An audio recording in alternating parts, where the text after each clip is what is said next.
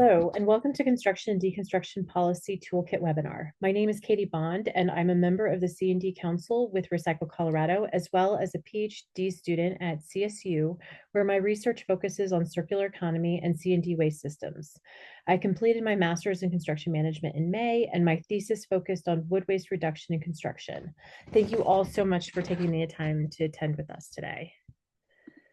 So I'm going to give a brief introduction and then hand this off to our guest speakers. Please add your questions to the chat and we'll address them at the end of all of the speakers.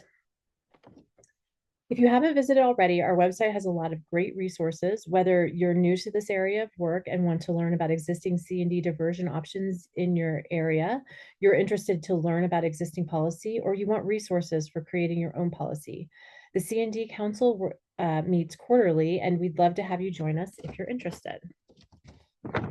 So I think all of us have a different reason for kind of coming into this space and being interested in C&D waste. And for me, it was seeing La Madeleine be in existence for under a year, in operation for only a year, before it was closed and then eventually demolished and replaced with another building.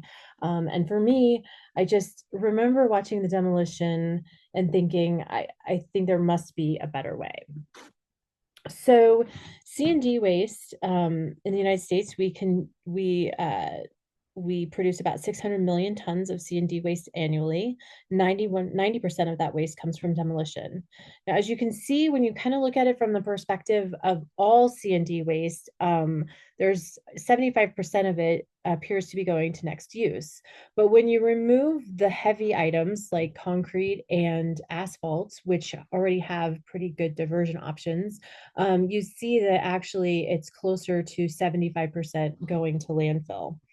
And so this is kind of the focus of a study from the CEDC. They did an end market opportunity assessment this year, and they identified materials all over Colorado, but the C&D materials have arrows pointing to them. And as an example, clean wood in Colorado, there's an estimated 214,000 to 251,000 tons of clean wood in the landfill annually. And it requires minimal material preparation and handling. It has low barriers to development and high material volume. It can be co-located with food waste recovery systems to serve as a bulking agent. There's also a stated demand for clean wood processing in end markets from builders and communities looking to address C&D waste in Colorado. At the moment, though, there is limited infrastructure for separation and recovery of clean wood. On our website, you will find the C&D Policy Toolkit. It's a practical step-by-step guide for creating C&D policies that work for your area. It includes examples of existing C&D ordinances in Colorado and in other parts of the country. I hope you'll check it out if you haven't already, and you can see there's the QR code and the URL. And then our speakers today are going to share the current state of C&D policy in their part of Colorado and highlight the successes and challenges they have experienced. And so with that, I'll pass it over to Kat Slaughter with Vert Sites. All right, so my name is Kat Slaughter. I'm with Vert Sites, and I'll be touching briefly on Summit County and Steamboat Springs. Next slide, please. So I am the founder and principal of Vert Sites. We are a waste diversion consultancy here in Colorado. Our focus has always been construction and demolition and deconstruction. And we started out with general contractors, helping them manage their sites, whether it's demolition or construction, from initiation to completion. For the past couple of years, we have been working with municipalities, helping them navigate some policies and programs, and getting general contractors to navigate their own general policies and programs. Next slide, please. So some of our services for the C&D industry is resource recovery project management, compliance and enforcement, so helping contractors do green certifications, subject matter expert trainings and workshops, characterization studies and analyses, financial forecasting and budgeting, and collection and disposal optimization. Next slide, please. So these are some of our subject matter support that we do for general contractors. If you know of any that are struggling, please let them know that they can reach out to me, and I'm happy to help them navigate and set up programs. And we also help municipalities understand the complexities of construction and demolition debris diversion as they are putting together policies and programs for their local stakeholders. So next slide, please. And briefly, before I get into it, I know Jen Shank is on the phone with HC3.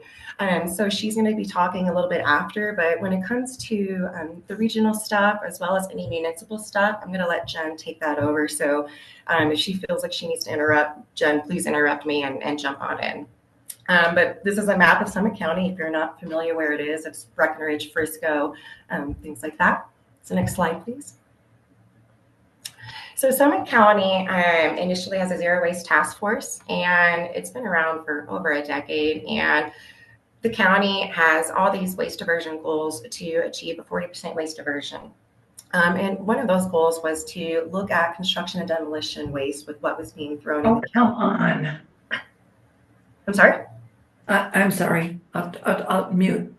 Oh, and so about a couple of years ago, Birch Sites worked with HC3 in the county to develop a 5-year construction and demolition plan. And within this plan, there's 4 goals, and within these 4 goals, there's various sub goals. And so one was for have the scrap, it's where our disposal site is, to record C&D disposal, develop local infrastructure and programs to increase C&D diversion, initiate grant programs to encourage voluntary C&D landfill diversion, and create local material diversion ordinances to recover C&D debris. So that's part of the 5-year plan. Next slide, please. And so within that plan, you have these goals broken down. You can also find these plans on highcountryconservation.org's website and go to the construction and demolition recycling tab that is up top. And so one of the goals for this past year was to develop a local pilot with general contractors to actually see what is being generated in Summit County, the local struggles that the general contractors are facing, because what happens here can be different in Vail, in the Front Range, and other areas. And so we completed a pilot, and within that pilot, we were able to extract, some of those challenges and work with contractors. And from there, one of the goals within that 5-year plan was for the county to conduct a C&D audit, which I think Jen will probably talk about later. So next slide, please. So some of the key takeaways from this pilot that we did, it was 2 residential single-family projects with additions and remodels, and then 2 residential multifamily new construction projects. They were scattered throughout Summit County, and it was about an 8-month process. But within the 6 months of monitoring these sites, over 1 million pounds of material was generated in the county, which is quite a bit. And we did have some success with material segregation as far as wood and no contamination working with these contractors. So next slide, please. So that was Summit County and the pilot. Again, you can go to the website HC3 and check it out. And then again, I'm going to let Jen talk a little bit more about Summit County. So Steamboat Springs was interested in what Birch Sites has been doing with Summit County. And so we have been working with the city of Steamboat Springs, doing something similar to see the disposal and diversion struggles that area is facing as well. And we've just completed our site visits and we're in the reporting process. And so next slide, please. So it was June through December. We had 3 general contractors, but it was actually 4 project sites. One of the general contractors they had 2 sites. So it was 1 residential single family new construction, a residential multifamily new construction, and then 2 commercial new construction. So part 2 of this study is going to kick off in January, where we're helping the city look at market research and analysis. And this is all before policies and programs might get developed. So it's really trying to understand what the key stakeholders are generating before passing policies and programs and what makes sense to do so. So next slide, please. Awesome. So both of these pilots and working with Summit and with Steamboat, the key takeaways is to know your builder community, to learn what is being built in your community, to learn what materials are being generated. Because again, what happens in Steamboat is different than, Summit, which is different than Picken. All of these areas are very different, and who your general contractors are and what is being developed and generated and what you can actually do in your areas. Learn what is feasible for all of your stakeholders. So that includes your general contractors, that includes your disposal sites, that includes your haulers. And then lastly, incorporate some subject matter trainings and support to help your general contractors get on board with the policies and programs that they're developing, and not to just dispose of things, but to actually address some contamination and help develop construction materials management plans. So my goal is to approach this from the trade partner, general contractor perspective that I have. I think I'm gonna let Jen take over now, but if you have questions, please throw them in the chat.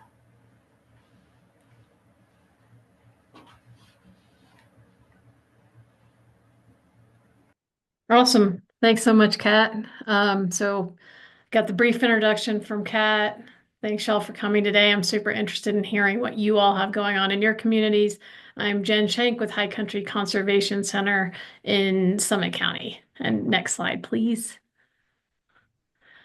Awesome. So in terms of what we have going on in Summit County and to build upon Kat's work and what Kat was just talking about, HG3, we are a local community-based nonprofit in Summit County.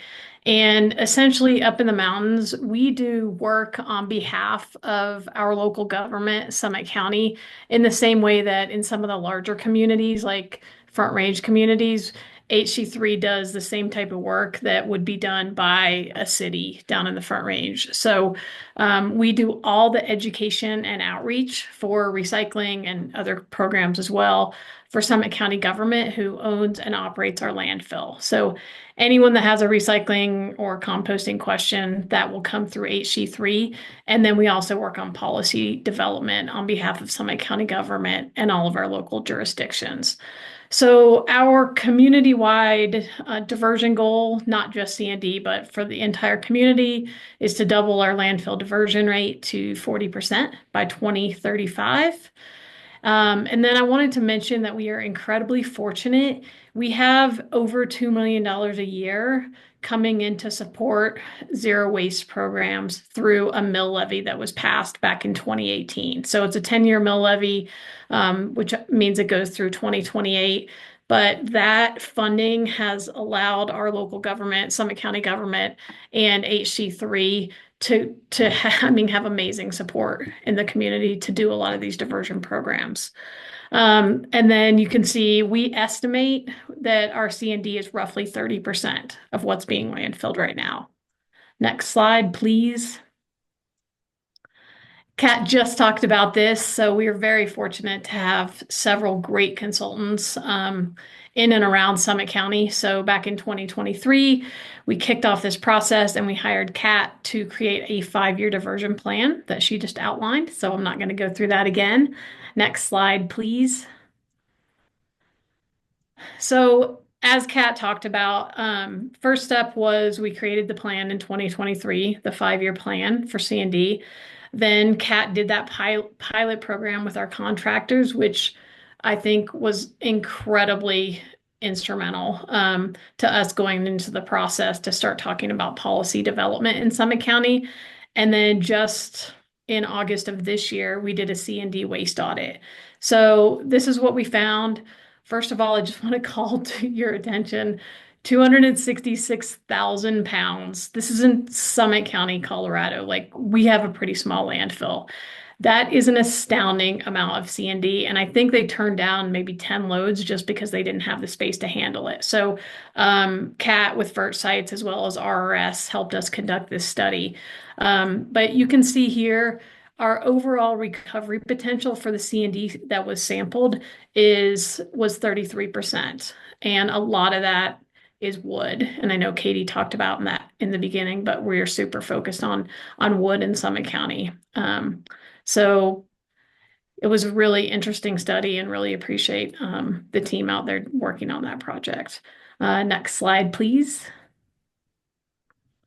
So where we are right now, and some of this already happened. So We had we just wrapped this up in 2024, earlier this year. So we did a stakeholder process with RRS. We had 4 meetings. We had a lot of builder input, including an extensive builder survey that I'm happy to share the results with if anyone would like to see the survey. And what we did is we created a policy framework for all of Summit County. So we have 5 local towns and Summit County government. Our main focus would be ultimately that Summit County government would adopt an ordinance related to C&D. We did not go into writing an ordinance. We just simply created a framework with this zero waste task force that Kat mentioned earlier. And where we are right now is that we have the policy framework. We presented to all the local governments back in summer of 2024, and they have asked us to continue stakeholding with the builders. Frankly, we have some concerns with the builders, and I would love to connect with some of you and hear how you guys worked through some of those challenges, because despite all the stakeholding we've done and some of the things Kat just mentioned, we're getting a lot of opposition from our local builders association. So yeah, super interested in any solutions or ideas you guys have for me. And then I just wanted to quickly add, in 2025, we have some really exciting things happening. So we are going to be Summit County government is going to be hiring a C&D staffer up at our local landfill to work on this project. We're also going to be getting Green Halo software. And then our county government is also buying a wood grinder so that we can grind pallets and mulch them and color them. So that's what we have going in 2025. And then last slide is just my contact information. So thank you so much.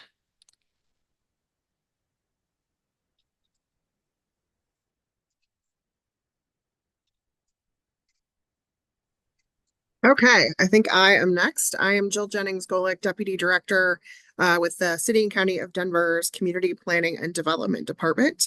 And I'm going to chat with you today about the Waste No More initiative and what we are doing related to that and construction and demolition.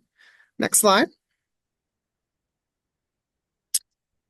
So in 2022, Denver voters approved what is known as the Waste No More initiative. Approximately 70% voted in support. And this really came out of the fact that, we did not have a citywide requirement for recycling or composting. We have a goal to achieve a 50% diversion rate by 2027. But in 2023, we were just at 26%, certainly quite a bit lower than surrounding and other large cities. And so I think there was just a really a big feeling from many of our citizens that we needed to do more. Next slide. So you can see here some of the headlines that were coming out and what happened with this initiative. Really interestingly, it was originally intended to be on the ballot in 2021. Can't recall what happened, but with COVID, it didn't make it. And then ended up going on the ballot in 2022, but the timelines were never adjusted. And so that has been a big challenge for us. Next slide. So as you can see here, the Waste No More initiative, which was initiative 306, is very broad. C&D is just one component. It also covers recycling and composting for events, requirements for multifamily residential, also requirements for non-residential buildings, as well as requirements for food and waste producers. And so again, this was passed in November 2022. And for construction and demolition, those efforts were required to begin on June 1st of 2023.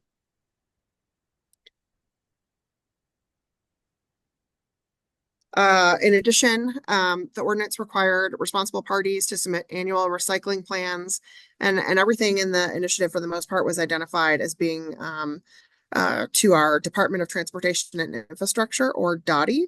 They were identified as the city department that was going to lead most of this effort. And with many of the deadlines for compliance either passed, as you can see, for multifamily residential, that first deadline was supposed to be June 1st of 2022. Again, this initiative passed in November of 2022. there was a lot of sort of, what are we supposed to do? How do we enact this? How do we move forward? How do we get the infrastructure in place to get this moving? So next slide. To that end, the city put together a Waste No More task force with all of the folks that you can see here to really bring a group of stakeholders together to help us figure out potential changes to this ordinance, figure out the right groups to be doing the right pieces, and how to best move this forward. The task force met for a good majority of 2023 to make recommendations and help move this forward and consider changes to city council. So for C&D, you can see here, we had representatives from the home building industry, from a contractor, as well as a deconstruction company who had been working in the area. Waste haulers and processors were included as well. Next slide. So as I mentioned previously, the ballot language tasked DOTI, or the Department of Transportation and Infrastructure, with enforcement on all the ordinance requirements. Both the task force as well as internal city teams recognize the need to get the various functions into the right group. So for construction demolition, that has really fallen to our department, Community Planning and Development. We issue demolition permits, we issue building permits for new construction, renovation, additions, etc. DOTI does not. And so that's why you see CPD here. And then discussion about recommended support with our CASR group. So that's our Climate Action, Sustainability, and Resiliency Office. And really, how do we help utilize them for education? Next slide. So as it relates specifically to C&D, you can see here the ballot measure essentially covered all C&D activities subject to a city permit. So it was very broad. And then you were required to separate and recycle all readily recyclable concrete, asphalt, clean wood, scrap metal, and corrugated cardboard. So as January or June 1st of 2023 approached, we in CPD did start putting some measures in place to at least trying to get the community to think about these requirements. So we have an online form that all demolition and construction permit applications need to fill out, which is their construction and reuse plan. So getting our contractors to think through, what do they need to do? Who do they need to work with to try to help, again, meet this goal of recycling all readily recyclable materials. And then at the end of the process, so before new buildings can get a certificate of occupancy or close out an inspection, I think we kind of stole from Boulder and Emily's work there.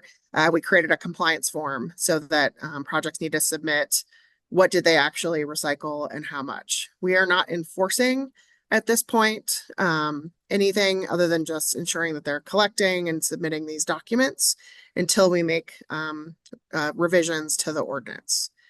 So the task force you can see here recommended a phased approach to this because there was just a realization that we didn't have the markets available to actually serve all of these materials, and that we needed time for the private sector to really come into place and help support this initiative. So they had a 3-phase recommendation, which you can see here, with an eventual goal of getting up to an 80% diversion rate. They recommended collecting a refundable deposit with the permit, again, following Boulder's model, and then refining what did readily recyclable materials into a rules and regs and document, so that as markets change over time, we can add, subtract, etc. So as I noted, in terms of where we're at right now, with a new administration that came in mid last year, we have been continuing to think through, how do we move this forward? No ordinance revisions have yet been forwarded to City Council. There's been some conversation about LEED. LEED has some baseline requirements for recycling and reuse. We know that not every project does LEED, and so we do think that there is some opportunity to encourage more. And how do we not come up with yet another Denver specific requirement that someone has to learn that is different from anything else they do? I think we're trying to be very mindful of our regulatory environment and not coming up with brand new things. So there's still much to be looked at and worked on here. We're not at a point yet where we are advancing an ordinance yet to City Council. I think we have an upcoming conversation with them in December at their budget and policy meeting to talk through some recommendations and changes. We're continuing to explore a deposit-based system with a focus really on incentivizing compliance. We don't want to be in a point where I don't want to hold up someone's certificate of occupancy on a building.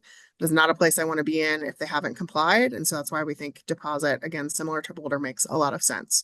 So a lot more work to do here in Denver, but we have a framework from which we are starting, and a clear mandate from our citizens to have more recycling and diversion and compost happen and be more available across the city.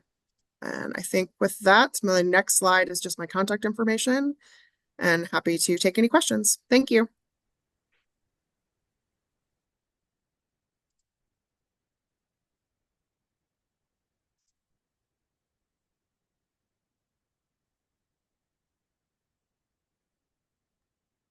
Hey, Brian, I think we're going to hold questions till the end, if you don't mind.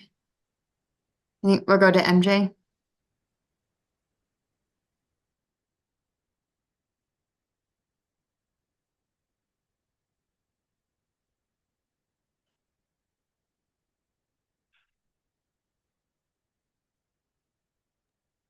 MJ, I cannot hear you. I see you're trying to speak.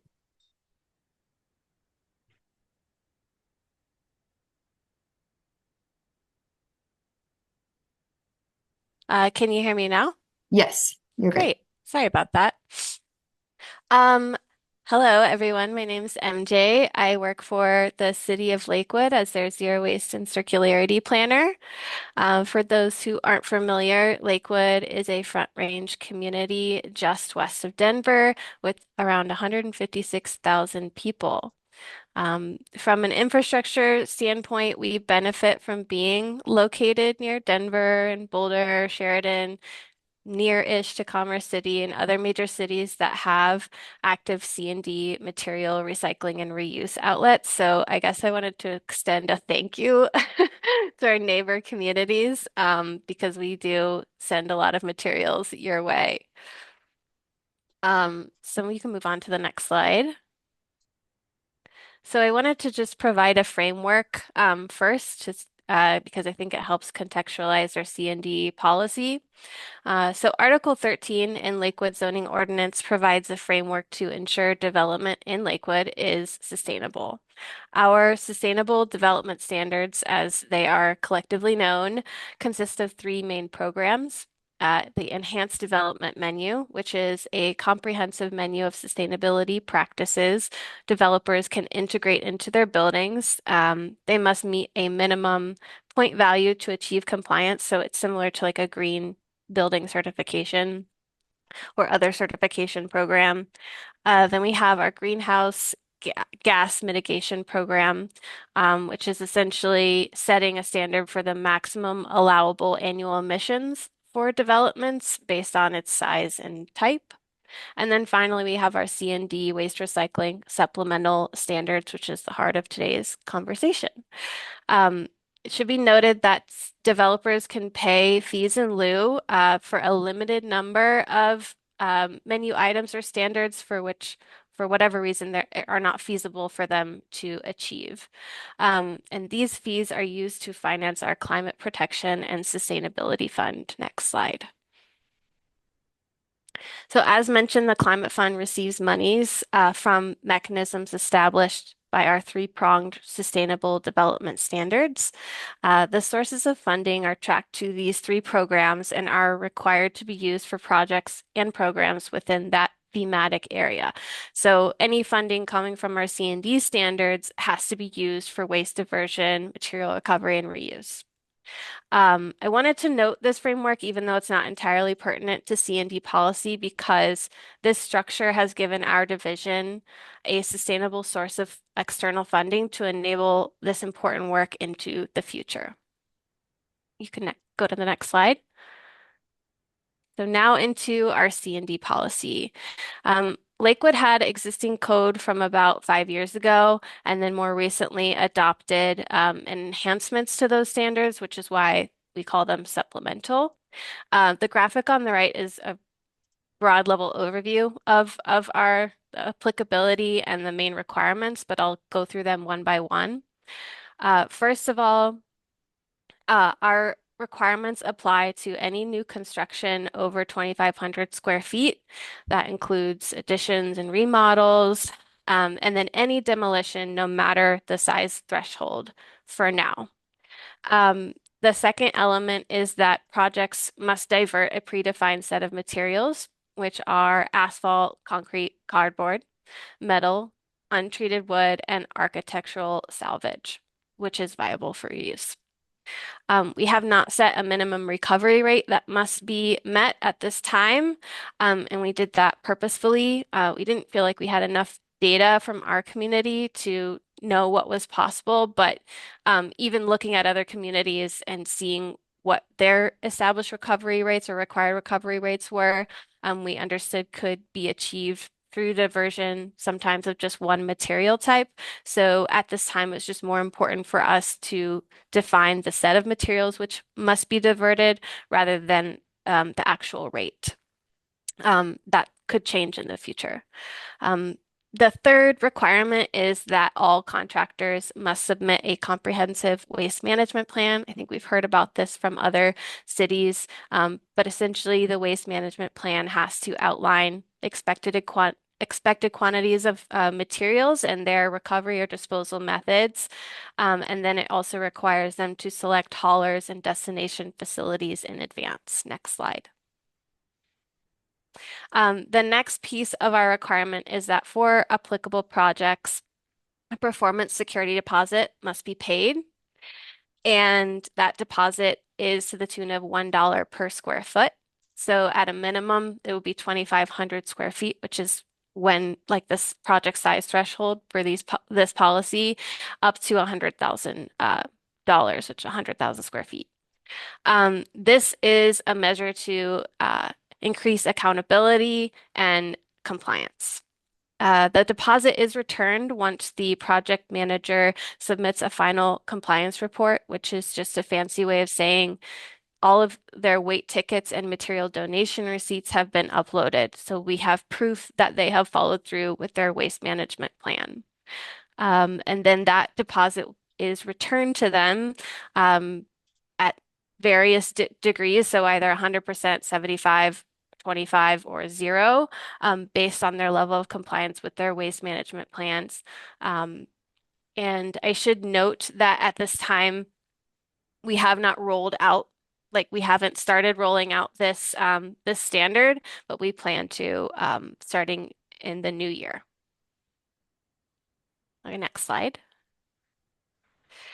So major updates for Lakewood lately is related to implementation. We're switching from our hard copy waste management plans and data tracking, like manual data tracking, to Green Halo, which many of you have probably heard of before. It's a software for C&D waste tracking for municipalities and jurisdictions.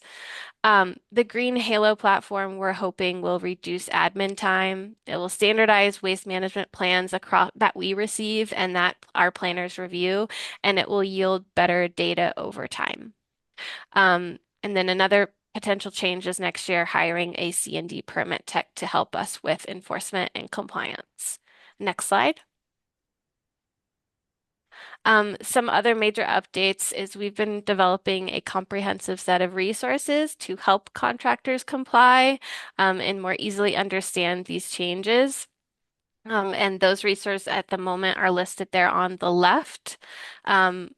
Majorly, I guess one of the major ones is an applicant guide, which is a step-by-step process for how they can use Green Halo and our current permitting system and how they deal with the performance security deposit. We also have a massive database of C&D recycling and reuse haulers, outlets, and facilities, and reuse material guidance. We have issued signage as well that is bilingual, and then are redeveloping our web landing page as well. In the future, we plan to host internal trainings with planners, anyone who's affected by the C&D policy, and then external trainings with contractors. And then further into the future, once we begin collecting those deposits, and we see or retain any deposits that are forfeited by the contractor, either through not complying with their waste management plan or not submitting one whatsoever, we plan to use those funds to purchase potentially some security measures such as signage, roll-off covers, temporary fencing, that will help prevent illegal dumping and theft of valuable recyclable materials at project sites. And then the next slide is just my contact information. Thank you.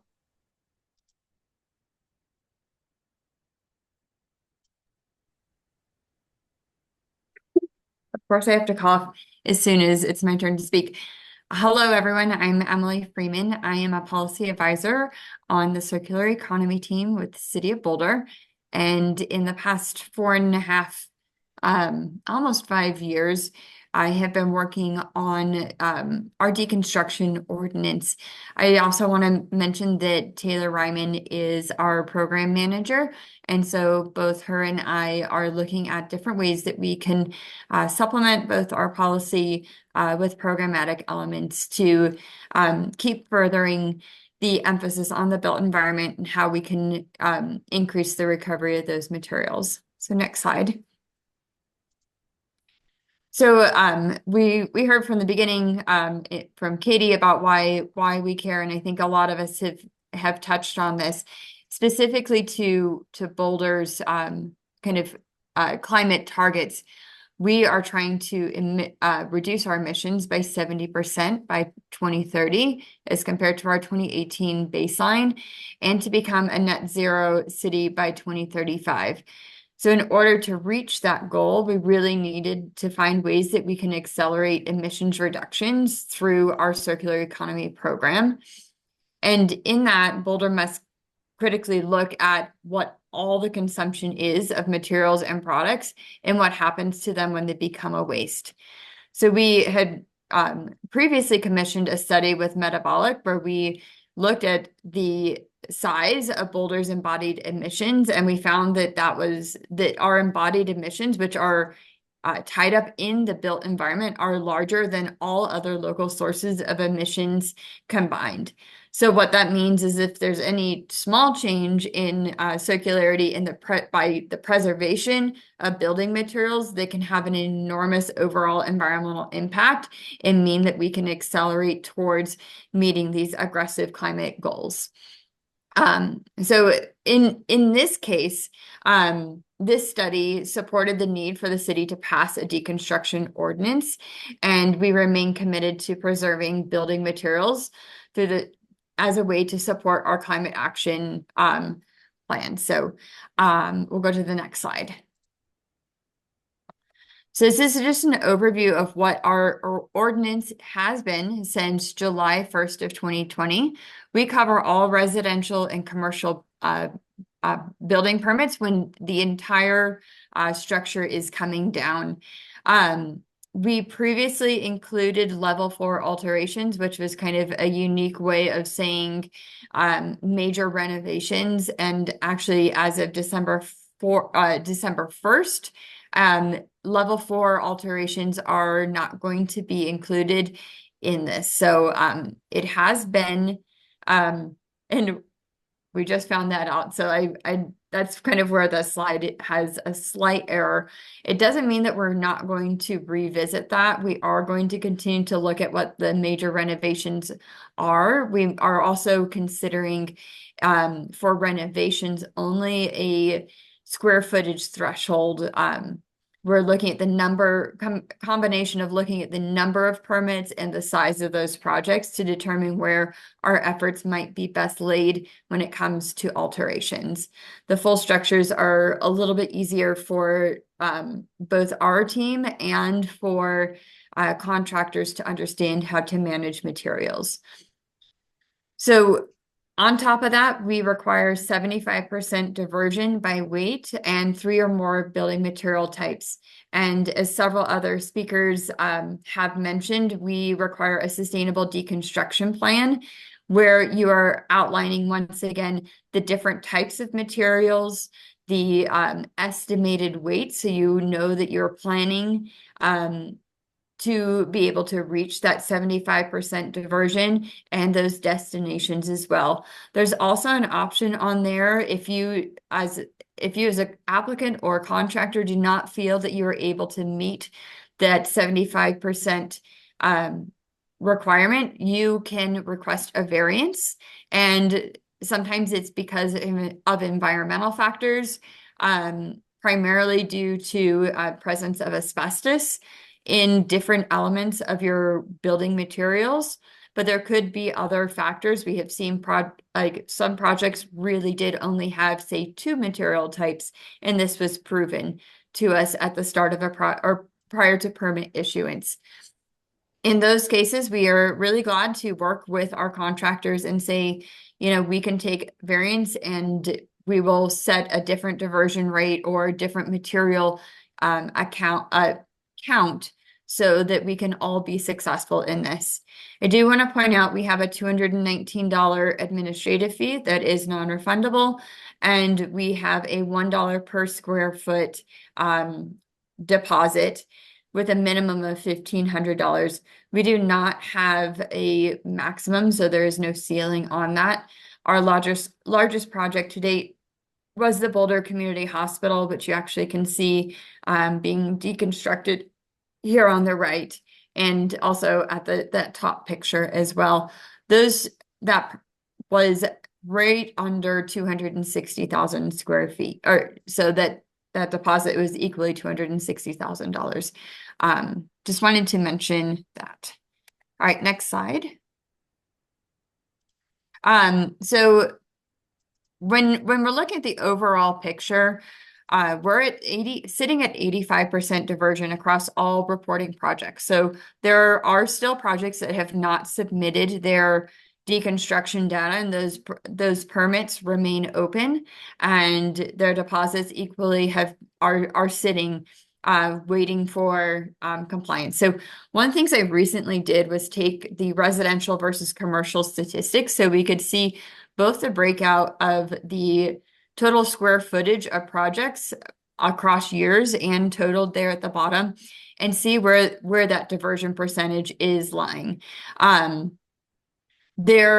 Like even in 2021, we still have several projects that have not submitted their reporting. The only year that we have all projects reporting is in 2020. So just wanted to kind of like leave this here. And in 2022, we had a couple projects, and that's where we're seeing that 67% diversion, where there were more issues with environmental factors or things that we had to clarify with contractors. But overall, we're sitting at almost 81% diversion from residential projects, and hovering around like 67% who are fully compliant with the ordinance. Once again, that's 75% in 3 or more material types. There were several projects that were sitting at 73 and 74%, but I did count those as in that non-compliant category across those years. And there was also a couple of projects here that had like two materials but were over 75%. So once again, I counted them as non-compliant as well. So just wanted to give you a little bit of insight into that full compliance percentage column as well. So we're going to skip over to commercial projects. We have a lot, so that's the next slide, sorry. We have a lot fewer commercial projects, but that square footage tends to be a lot higher. And so the count of these projects is lower, the square footage is higher. In 2023, that percentage was quite high because of the Boulder Community Hospital deconstruction project. As I mentioned before, it's 260,000 square feet of that total 364 that was accounted for by that hospital project. So I think it's kind of interesting to see that the commercial diversion rate was actually lower than the combined diversion rate for residential projects. And all like same for the full compliance. We're getting a lot less compliance with the commercial projects as well. So I just wanted to kind of give you guys a little bit of insight because I know that you are aware that Boulder's had this ordinance in place for a while, but this is kind of where we're sitting at. And even though our numbers say 85% diversion, I think there's a lot of room for improvement in terms of how we approach projects. And we'll go to the next slide on this one. So where are we looking to go?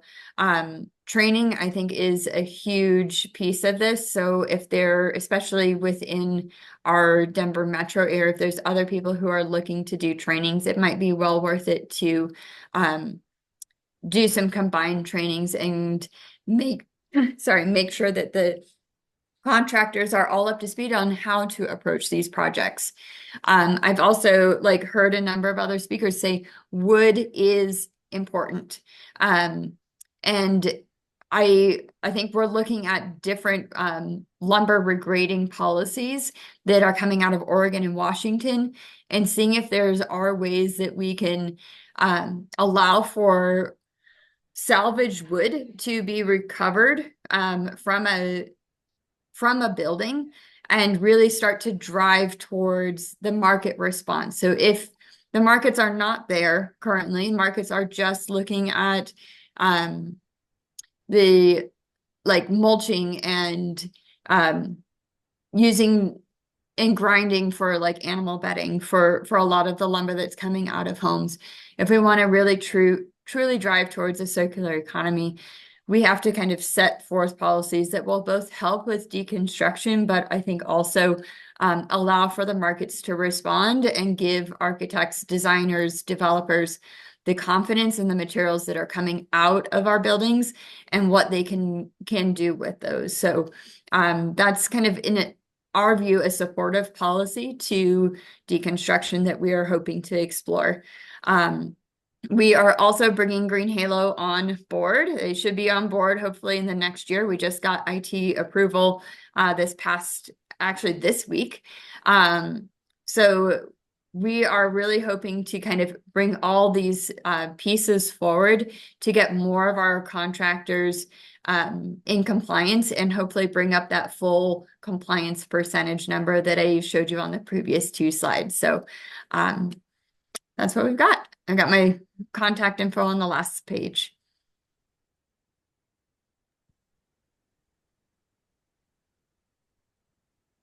All right, great. Well, thanks everyone. That was a lot of information and really great presentations. I just want to thank our speakers again for joining. So we have about 10 minutes for questions. And the first one in the chat is from our friend Jill over at Denver. For those with deposits, is there any leeway for affordable housing or other projects that really don't have the capital to provide that deposit up front?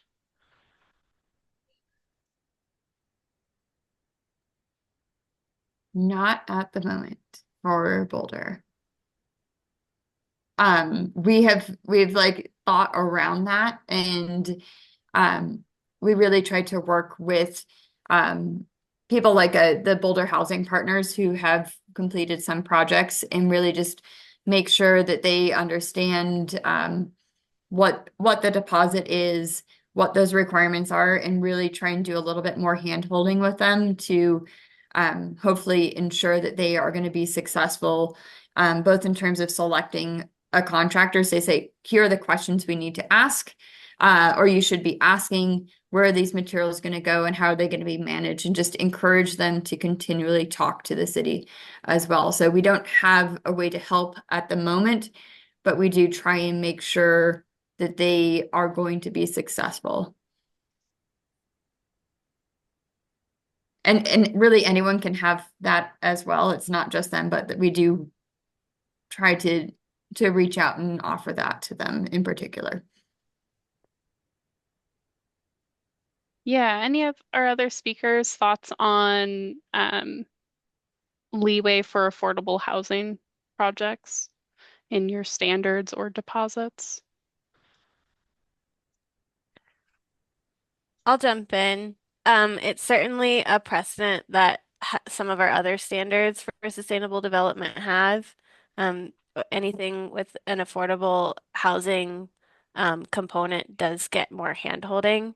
Um, so it's a great point and definitely something we'll take back to our team and talk about. So thanks, Jill. Sure, it's been coming up here as we've been talking about a deposit, and so was just curious if anyone else had addressed it. I hadn't seen it, but thought I'd ask. Appreciate it. Yeah, anyone else want to chime in on the affordable housing component? Okay, our next question I think is directed at City of Boulder. Is multifamily housing considered commercial or residential in the statistics that you shared? Commercial. Commercial. Okay. And that's how it's in our code as well. Okay, gotcha. I had a question. I'm seeing just some comments here, but I had a question about for the full group about lessons learned in either starting a move towards policy or a program, or in terms of when you go to actually implement that policy. Are there any things that you would like to share for the good of the order in terms of things that you maybe didn't think about while you were starting down a policy or program journey that you learned along the way?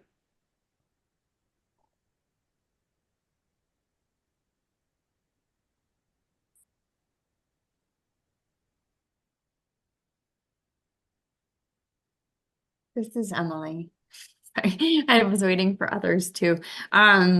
So with Boulder, we didn't know if 75% would be achievable. So I think the work that both Steamboat and High Country Conservation Summit County are doing, taking a step back to look at what those markets are and doing that kind of relationship building and delving into what those audits are is a really good informative practice. Boulder had previous kind of iterations of what we currently did, and we just set this up. So we did give everybody back their deposits in the first year because we weren't sure that 75% would even be achievable. But obviously getting the more information ahead of time before you set that policy is always encouraged. And then I think just a lesson learned is there's going to always be loopholes, and we're trying to figure out what's the best way that we can close those loopholes, but also like almost in a sense shifting towards the recovery materials to maximize for reuse, because I think at least in our community, the value had been placed on recycling the highest amount. Whereas I think what we're looking at now is how can we retain the value of those building materials for longer, and not only just keep them out of the landfill, but encourage the reuse of those materials as well.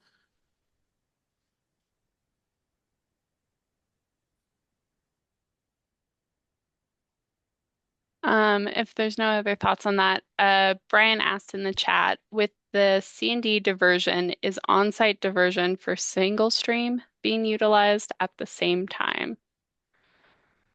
So are any of the programs, I'm assuming having a dumpster maybe or something for single stream recycling? Is that a focus for any of these programs?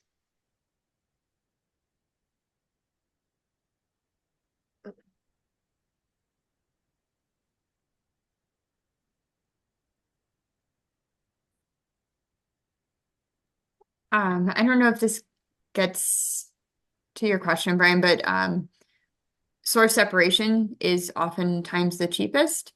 Single stream I always think of as on a residential basis, but that's not typically the materials we're seeing at a construction or deconstruction site. So Western Disposal does offer a mixed C&D recycling bin for those with a smaller footprint, but those materials they cannot be co-joined, so they still have to be deconstructed. So when I hear single stream, I think about what's coming out of like a business or residential, not a construction project. So maybe I didn't understand it as Sorry, I had to step away for a quick second. No, I'm absolutely talking about as if we were doing household single stream. The idea that teaching the construction, the laborers, all those on site, to do both the construction diversion plus their personal consumption diversion as a way to incorporate the practices of diverting from the landfill more effectively and training them to do that well. I can jump in. Maybe it's not necessarily to the point of your question, Brian, but one interesting thing working with Green Halo, which is a California-based software, and talking with licensed haulers here in Lakewood and in the surrounding area, we've had an issue with like the software system needing to have a mixed C&D hauler, which is devoted to recycling, where in California, that's like, I guess they said the norm, where oftentimes, here when we call those places, they'll say, no, we would very, very much like it source separated. And so it's just kind of a disconnect, I think, with infrastructure and norms between there and here. Any place that, yeah, okay, they accept and we call it mixed C and D or they call it mixed C and D, they would prefer it to not be. So that's been an interesting thing to hurdle to manage. We're running out of time here, but I wanted to get this question out to Steamboat and Summit. Have you seen successes in more rural communities? Funny you should ask that question. I was just typing a comment. I was going to offer up that another barrier that we face in the rural communities and the mountain communities is the transportation issue and the distance to market for whatever that material is. So an example of that, which is why I mentioned the comment of we should always make sure we work with the hauling companies and the disposal sites, because they understand what these issues are. And so scrap metal in Steamboat might cost you to get rid of versus being able to tip for free or even get paid for it. And that's because materials have to travel so far. So just keeping in mind, yes, it can be successful, but because there's maybe space like in the county or whatever, but we definitely have space constraints because of being so small in our little communities. All right, the last question, and then I think we got to jump here, but are all these systems primarily driven from nonprofits and government, or have there been public-private partnerships in Colorado? Does anyone want to take a 20-second take on that? Anna? Sorry, say that again. I thought maybe you'd want to jump in on this question.